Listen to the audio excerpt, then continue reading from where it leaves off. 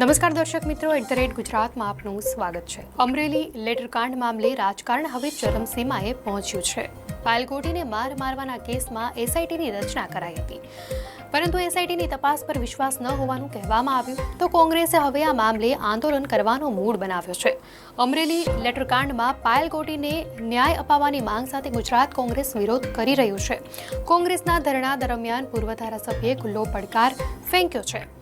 લલિત કથગરાએ પૂર્વ સાંસદ કાછડિયાને પડકાર ફેંકીને જણાવ્યું છે કે નારણ કાછડિયા જાહેરમાં ચર્ચા કરે, જો પગલાં નહીં લેવામાં આવે તો ઉગ્ર આંદોલનની ચીમકી પણ ઉચ્ચારાઈ છે।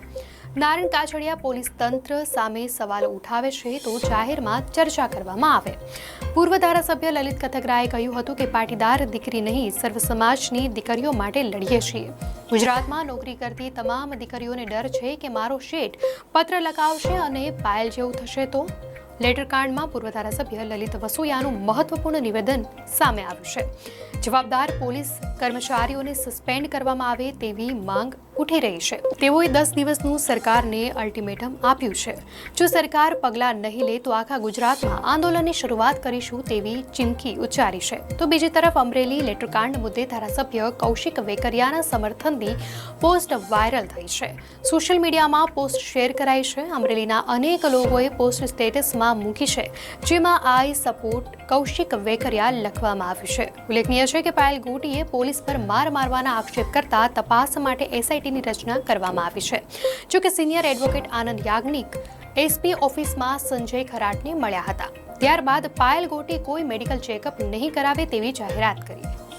એસઆઈટીની ટીમ પાયલ ગોટીને મેડિકલ ચેકઅપ માટે લઈ જઈ રહી હતી, પરંતુ ધાનાણીએ ટીમને અટકાવી અને હાઈ વોલ્ટેજ ડ્રામા કર્યો હતો। ત્યારબાદ પાયલ તેના વકીલ સાથે એસપી ઓફિસમાં પહોંચી। તેની સાથે કોંગ્રેસના નેતા જેની ઠુમ્મર પણ હતા।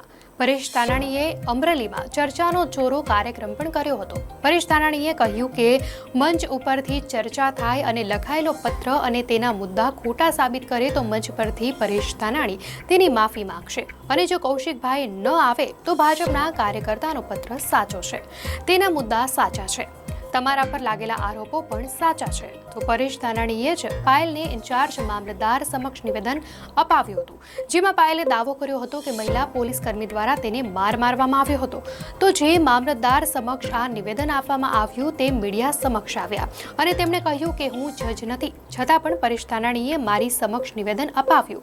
તો આ સમગ્ર વિવાદને સૌથી પહેલા જેમણે ઉઠાવ્યો હતો તે પ્રતાપ દુધાતે કહ્યું કે આ મામલે રાજકારણ ન કરવું જોઈએ। પોલીસે તૈયાર કરેલી એસઆઈટી પર વિશ્વાસ નથી। માર્યાના 10 દિવસ પછી મેડિકલ ચેકઅપ કરાવવાનો અર્થ પાયલ આક્ષેપ તો લગાવી રહી છે કે તેને પોલીસે માર્યો, પરંતુ પોલીસ મેડિકલ તપાસ કરાવવા માટે તૈયાર છે, પરંતુ પાયલ હવે ના પાડી રહી છે, જેના કારણે પાયલ સામે પણ સવાલો ઊભા થયા છે। તો બીજી તરફ હવે કોંગ્રેસે આ મામલામાં ઝંપલાવ્યું છે અને દબાણ ઊભું કરી રહ્યું છે, ત્યારે હવે જોવું રહ્યું કે આ મામલે આગળ શું થાય છે।